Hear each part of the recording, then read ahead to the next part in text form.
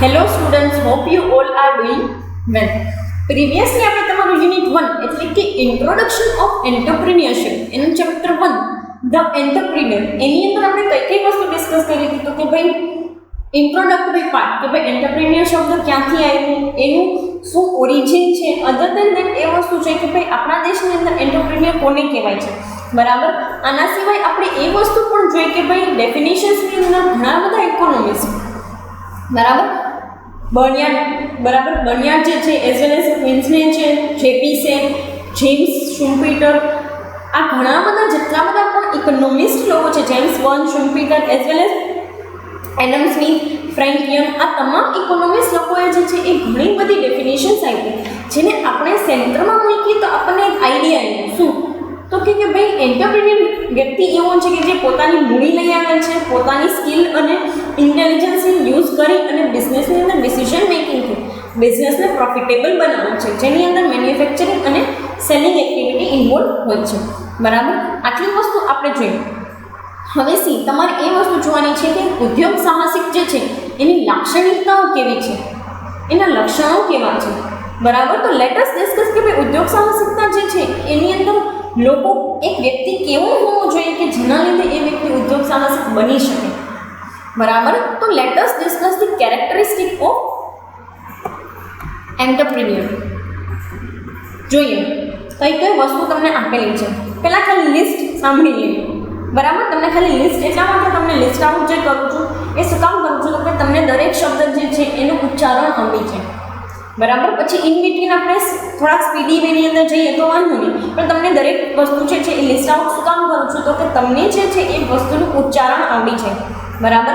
પહેલું જે છે એ લીડરશિપ જેનું નામ છે નેતૃત્વ બરાબર. તમે નેતૃત્વ અને નેતૃત્વની જે કાંઈ પણ પદ્ધતિઓને આવી બધી વસ્તુ ભણી ગયા હશો બરાબર. બિઝનેસ એડમિનિસ્ટ્રેશનની અંદર તમારે લીડરશિપ આવતું બરાબર. તો પહેલું છે નેતૃત્વ, બીજું ક્રિએટિવિટી એટલે કે સર્જનાત્મકતા, ત્રીજું છે ઇનોવેશન એટલે નવીનતા કોઈ પણ વસ્તુની અંદર નવીનતા લાવવી, ચોથું છે મોટિવેટર એટલે કે એક પ્રેરણાત્મક વ્યક્તિ બરાબર. મોટિવેટર એટલે પ્રેરણાત્મક વ્યક્તિ, પ્લાનિંગ એટલે કે યોજના બનાવવાની કળા હોવી જોઈએ બરાબર. ટેકનોલોજીકલ અથવા તો ટેકનિકલ નોલેજ એટલે કે તમને તકનીકી જ્ઞાન હોવું જોઈએ બરાબર. ટેકનોલોજીકલ નોલેજ તમારી પાસે હોવું જોઈએ એન્ટરપ્રિન્યોર પાસે. એડમિનિસ્ટ્રેટિવ એબિલિટી બરાબર. એડમિનિસ્ટ્રેટિવ એબિલિટી એટલે સીધું ચાલુ તમને શું તો કે માની લો કે તમે કોઈ પણ પ્રકારની એક બિઝનેસને લગતી એક્ટિવિટીની અંદર માહિર હોવા જોઈએ બરાબર. બિઝનેસને લગતી એક્ટિવિટી તમને આવડવી જોઈએ. નેક્સ્ટ તમને આપેલું છે ક્લિયર ઓબ્જેક્ટિવ. તમારા મગજની અંદર તમારું જે કાંઈ પણ ધ્યેય છે એ બહુ ક્રિસ્ટલ ક્લિયર હોવું જોઈએ એટલે કે એકદમ સ્પષ્ટ હોવું જોઈએ. નેક્સ્ટ તમને આપેલું છે ઓર્ગેનાઇઝિંગ સ્કિલ. દરેક વસ્તુ જે છે એનું ઓર્ગેનાઇઝિંગ કરવું બરાબર. એ વસ્તુને કઈ વસ્તુ કઈ જગ્યાએ હોવી જોઈએ એની તમારી અંદર સ્કિલ હોવી જોઈએ. નેક્સ્ટ તમને આપેલું છે પબ્લિક રિલેશન. લોકો સાથે સંબંધ એટલે કે કેવું તો કે તમારી સાથે જોડાયેલા લોકો બિઝનેસ સાથે ઘણા લોકો જોડાયેલા હોય જેમ કે સપ્લાયર છે, બાયર છે એટલે કે કન્ઝ્યુમર છે, ગવર્મેન્ટ છે, તમે જો શેર બહાર પાડીને કોઈ કંપની જે છે એની અંદર તમે વર્ક કરતા હોય તો શેર હોલ્ડર્સ છે બરાબર. તો પબ્લિક રિલેશન. નેક્સ્ટ તમને આપ્યું છે કમ્યુનિકેશન એબિલિટી એટલે કે એક તમારી પાસે એક સંદેશા વ્યવહાર જે છે એની કળા હોવી જોઈએ. કઈ વ્યક્તિને કેવો સંદેશો પહોંચાડવો કેવું બરાબર એ વસ્તુ. બિઝનેસ સેક્રેસી. સેક્રેસીનો મતલબ થાય કોઈ પણ વસ્તુને સિક્રેટ એટલે કે રહસ્ય રાખવું. તો ધંધાના રહસ્ય રાખવાની કળા તમારી પાસે હોવી જોઈએ.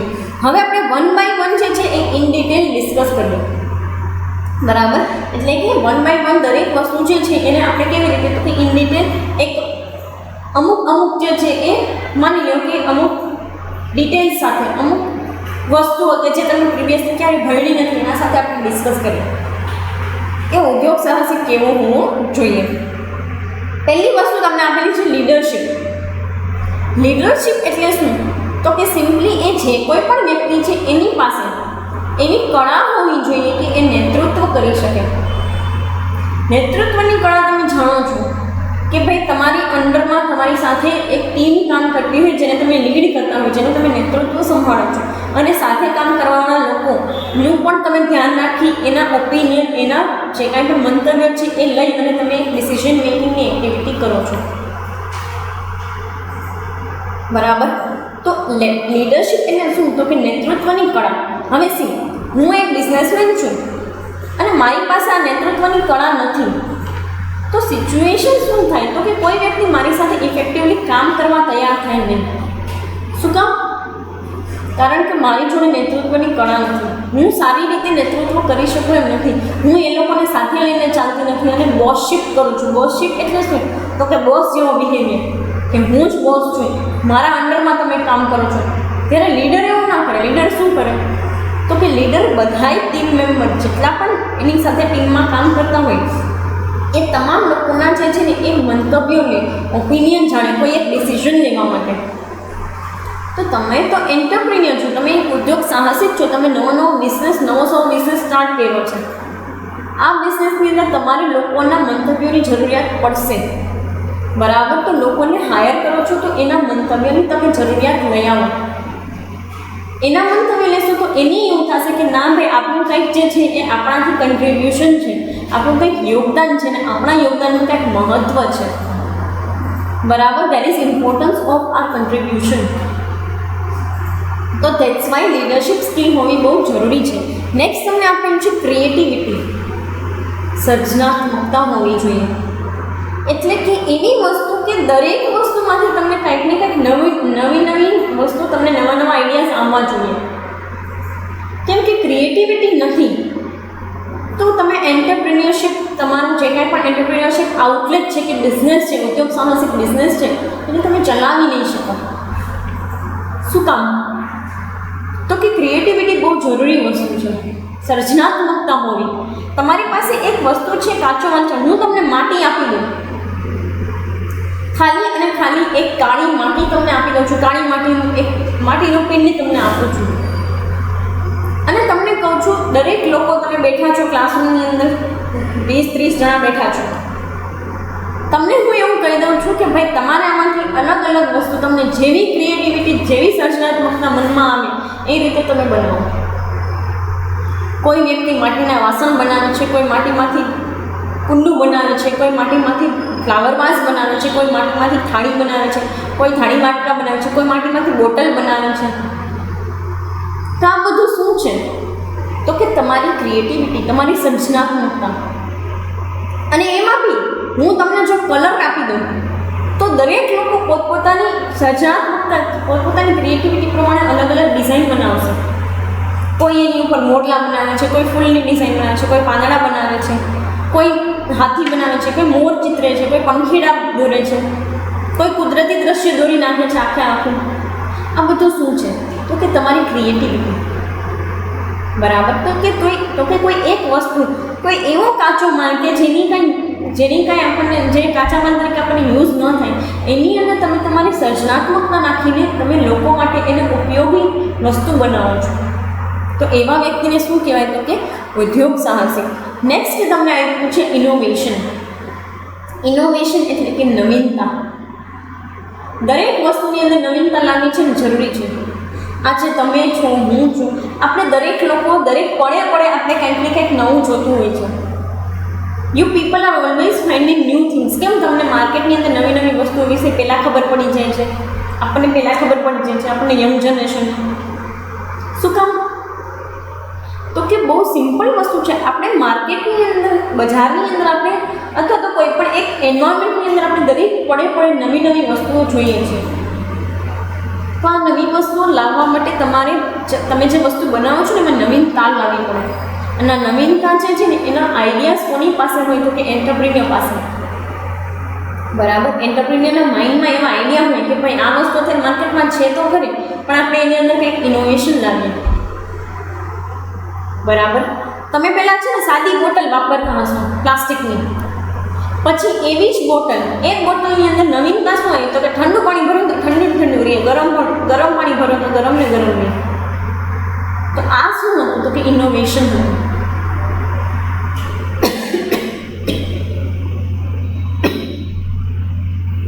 પહેલાં તમે સ્વિચવાળા ફોન જોયેલા,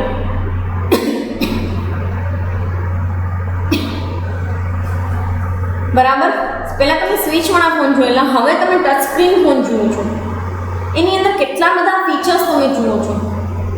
બરાબર.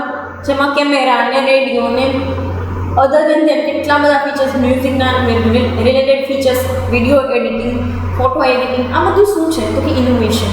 કોઈ એવું વિચાર્યું હશે ને કે આ વસ્તુ ટચ સ્ક્રીન થઈ જાય તો કેટલી મજા આવે કે કેટલી ઇઝીનેસ રહે, બરાબર. તો એ જ વસ્તુ છે કે ઇનોવેશનનું કામ કોણ કરે છે તો કે ઉદ્યોગ સાહસિક. નેક્સ્ટ તમને આવ્યું છે મોટિવેટર. મોટિવેટર એટલે એક પ્રેરણાત્મક વ્યક્તિ, એવો વ્યક્તિ કે જે પ્રેરણા આપે છે, બરાબર. મોટિવેટેડ પર્સન એટલે એવો વ્યક્તિ કે જે પ્રેરણા આપે. તો સીધી વસ્તુ છે કે એન્ટરપ્રેન્યોર એવો જ હોવો જોઈએ કે એના કંપનીની અંદર કામ કરતા લોકોને મોટિવેટ કરે કે કાંઈ વાંધો નહીં, તમે કામ કરો, આપણે પ્રોફિટ કમાશું તો તમને હું વધારે પ્રમાણમાં વધારે જે છે એ હું તમને વેજીસ આપી શકીશ, સેલરી વધારે આપી શકીશ. તમે કામ કરશો તો તમે હોશિયાર બનશો, તમને એ વસ્તુનો અનુભવ થશે, બરાબર. તો એન્ટરપ્રેન્યોર કેવો હોવો જોઈએ તો કે મોટિવેટ કરવાવાળો, બરાબર. નેક્સ્ટ તમને આપેલું છે પ્લાનિંગ. તો પ્લાનિંગ એટલે શું તો કે યોજના ઘડતરની એની અંદર એક એબિલિટી હોવી જોઈએ, એક સ્કિલ હોવી જોઈએ. પ્લાનિંગ કરતાં મને આવડવું જોઈએ, મને ખબર પડવી જોઈએ કે આ જગ્યાએથી પછી અહીંયા આવવાનું છે, આ સ્ટેપ પછી અહીંયા જવાનું છે, એ સ્ટેપ પછી અહીંયા જવાનું છે, તો જ પ્રોફિટ જે છે ને ગેઇન કરી શકું. કેમ કે પ્લાનિંગ જેવું કંઈ નથી તો પછી બધી એક્ટિવિટી મન ફાવે એમ ચાલવા મળશે ઇકોનોમીની અંદર કે બિઝનેસની અંદર. જેમ કે ઇકોનોમીની અંદર આપણે 5 વર્ષની યોજના કરીએ છીએ, બરાબર, 5 યર પ્લાનિંગ. એવી જ રીતે બિઝનેસને પણ પ્લાનિંગની જરૂરિયાત છે. તો એન્ટરપ્રેન્યોરનું કામ શું છે, એની સ્કિલ શું છે તો કે બિઝનેસની અંદર પ્લાનિંગ કરી આપવું, યોજના ઘડવી. યોજના ઘડવી એ ડિસિઝન મેકિંગનો ભાગ છે, નિર્ણય શક્તિનો ભાગ છે, બરાબર. તો આવી યોજનાઓ જ્યારે તમે ઘડો છો તો સિમ્પલી તમારા માટે એ એક સારી એવી વસ્તુ બની રહે છે. તો એ સ્કિલ પણ હોવી જોઈએ. નેક્સ્ટ તમને કહે છે ટેકનિકલ નોલેજ. કોઈ પણ ઉદ્યોગ સાહસિક પાસે છે ને ટેકનિકલ નોલેજ હોવું જોઈએ. એટલે કેવું તો કે સિમ્પલી એને આવતી જતી જેટલી પણ ટેકનોલોજી છે, તકનીકી વસ્તુઓ છે, એનું જ્ઞાન હોવું જોઈએ. અને એનું જ્ઞાન નથી તો એ ઇફેક્ટિવ મેનરની અંદર માર્કેટની અંદર કાંઈ પણ સારું જનરેટ નહીં કરી શકે. કેમ કે તમને ટેકનોલોજીકલ નોલેજ નથી ને તમે બધી વસ્તુઓ જૂની મેથડથી, ટ્રેડિશનલ અપ્રોચથી કરતા હશો. ફાઇન. અને આ ટ્રેડિશનલ અપ્રોચ તમારા માટે કોઈ પણ કામનું રહેશે નહીં, બરાબર. તો કોઈ પણ એક એન્ટરપ્રિન્યોર જે છે એને તકનીકી જ્ઞાન હોવું, ટેકનોલોજીકલ નોલેજ હોવું જરૂરી છે કે ભાઈ હવે મારે મારી કંપનીમાં આ ટેકનોલોજી લઈ આવવી પડશે, આ મેથડથી કામ કરવું પડશે. તમે નામ સાંભળ્યું છે ટેલીને એવા સોફ્ટવેરનું, બરાબર, શ્રી ટેલી. તો એ લોકોને આઈડિયા આવી જાય કે હવે આપણે અકાઉન્ટિંગ જે છે એ જૂની રીતે લખવાના નથી, તો કે શ્રી અથવા તો ટેલી કે મિરેકલ એવા સોફ્ટવેરની અંદર આપણે આપણે જે છે અકાઉન્ટનું મેન્ટેનન્સ કરશું, બરાબર. તો એ વસ્તુ છે. નેક્સ્ટ તમને કહે છે એડમિનિસ્ટ્રેટિવ એબિલિટી. એડમિનિસ્ટ્રેશન વિભાગ કે એડમિનિસ્ટ્રેશનની તમને જે કંઈ પણ વસ્તુ છે, બરાબર, જ્યારે તમે એડમિન કહો છો એને રિલેટેડ એક્ટિવિટી તમને આવડવી જોઈએ. શું કામ તો કે એ વસ્તુ છે ને એ બેઝિક છે. તમને ખબર પડવી જોઈએ કે અત્યારે આ કામકાજ કરવાનું છે, પછી આ કામકાજ કરવાનું છે. રો મટીરિયલ આવ્યું છે તો એનું ચલણ બનાવીને આપી દે, પછી આપણે જે છે એ લોકો આપણને બિલ મોકલાવે તો આપણે ચેક દેવાનું છે, આ છે તે છે. આપણે કોઈને માલ સપ્લાય કર્યો છે તો એ વિશેનું બનાવવાનું છે બિલ, બરાબર. તો આ બધી વસ્તુ આપણને ખ્યાલ હોવી જોઈએ. આ કામ કોનું છે તો કે એડમિન વાળાનું. ફાઇન. નેક્સ્ટ તમને આપેલું છે ક્લિયર ઓબ્જેક્ટિવ. એન્ટરપ્રિન્યોર વ્યક્તિનું છે ને ઓબ્જેક્ટિવ એટલે કે એનું ધ્યેય છે ને એ બહુ સ્પષ્ટ હોવું જોઈએ. જ્યાં સુધી તમારું ધ્યેય સ્પષ્ટ નથી, તમને આઈડિયા જ નથી કે તમારે આગળ જઈને કરવું છે શું, કે ભાઈ તમને ખબર જ નથી કે તમારે કેવા કસ્ટમર જોઈએ છે માર્કેટમાંથી, કેવા લોકો જોઈએ છે કે જે તમારી પ્રોડક્ટ જે છે એને લે. જ્યાં સુધી આ ઓબ્જેક્ટિવનું ક્લિયરન્સ નથી ને, જ્યાં સુધી આ વસ્તુની સ્પષ્ટતા નથી ને, ત્યાં સુધી તમારો બિઝનેસ ચાલશે નહીં, બરાબર. અત્યારે તમે સાંભળ્યું છે કે ઘણા ખરા ધંધા બંધ થઈ ગયા આ કોરોના આવ્યો એટલે COVID-19ના લીધે. તો શું કામ તો કે એ લોકોના માઇન્ડમાં ક્લિયર કોઈ આઈડિયા જ નહોતો પહેલેથી, એટલે એ લોકોએ ક્યારે એના ઉપર વર્કઆઉટ જ નહોતું કર્યું. તો અત્યારે હાથ ઉપર પૈસા જ નહીં હોય, બિઝનેસ પાસે પૈસા નથી તો પછી તો બંધ થવું એ એકમાત્ર રસ્તો છે. બરાબર. તો તમારે એ વસ્તુની સ્પષ્ટતા હોવી બહુ જરૂરી છે કે માર્કેટની અંદર તમે કયા મેનરની અંદર તમે કામકાજ કરશો. Fine. So this is the thing. Next તમને આપેલું છે ઓર્ગેનાઇઝિંગ સ્કિલ્સ. એટલે કે તમને આઈડિયા હોવો જોઈએ કે મારે કઈ વસ્તુને ક્યાં મૂકવી. કે ભાઈ માની લો કે તમારે એક આખું આઉટલેટ બનાવવું છે, જેમાં એક પ્રોસેસમાંથી રો મટીરિયલ બીજી પ્રોસેસમાંથી ત્રીજી પ્રોસેસમાં એવી રીતે જઈ શકે રો મટીરિયલ. આવું આઉટલેટ મારે બનાવવું છે તો મારે એ આઉટલેટ બનાવવા એક સ્કિલની જરૂરિયાત પડશે, જેને ઓર્ગેનાઇઝિંગ સ્કિલ કહેવાય. પછી મારે કયા એમ્પ્લોયને કઈ જગ્યાએ મૂકવો, કોણ માર્કેટિંગ એક્ટિવિટી કરશે, કોણ પ્રોડક્શનનું કામકાજ સંભાળશે, કોણ અકાઉન્ટને રિલેટેડ કામકાજ સંભાળશે, આને ઓર્ગેનાઇઝિંગ સ્કિલ કહેવાય. બરાબર. તો આવી સ્કિલ એન્ટરપ્રિન્યોરમાં હોવી જોઈએ. નેક્સ્ટ તમને કહે છે પબ્લિક રિલેશન. એટલે કે એક બિઝનેસ સાથે, એક ધંધા સાથે જોડાયેલા જેટલા પણ પાર્ટીઝ છે, બરાબર, એ પાર્ટીઝ સાથે તમે એવા રિલેશન મેન્ટેન કરો, સારા રિલેશન મેન્ટેન કરો કે જેથી કરીને તમારા બિઝનેસને આગળ વધવામાં મદદરૂપ થાય. બરાબર. જેમ કે તમારો સપ્લાયર જે છે એની સાથે તમે સારા રિલેશન મેન્ટેન કરો, કસ્ટમર જોડે સારા રિલેશન મેન્ટેન કરો તો એ બીજા બે વ્યક્તિને કહેશે કે આની પાસે સારો માલ મળે છે, કે આની પાસેથી તમે વસ્તુઓ લ્યો. બરાબર. તો આ બધું શું છે?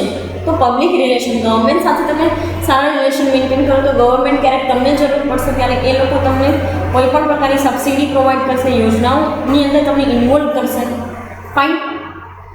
સોસાયટીના લોકો માટે તમે કામકાજ કરો તો એ લોકો વધારે તમારી પ્રોડક્ટને લેતા થાય અને તમારી પ્રોડક્ટ લે અને બીજા જણાને કહે કે આ લોકોની પ્રોડક્ટ લ્યો, સારી આવે છે. બરાબર. તો આ વસ્તુઓ છે. નેક્સ્ટ તમને કહે છે કમ્યુનિકેશન એબિલિટી. સંદેશા વ્યવહારની સ્કિલ બહુ જરૂરી છે કોઈ પણ એન્ટરપ્રિન્યોર માટે. એન્ટરપ્રિન્યોર તો શું તમારે જરૂરી છે, તમને છે ને કમ્યુનિકેશન કરતાં આવડવું જોઈએ કે મારે આ વ્યક્તિ સાથે કેવી રીતે વાત કરવી.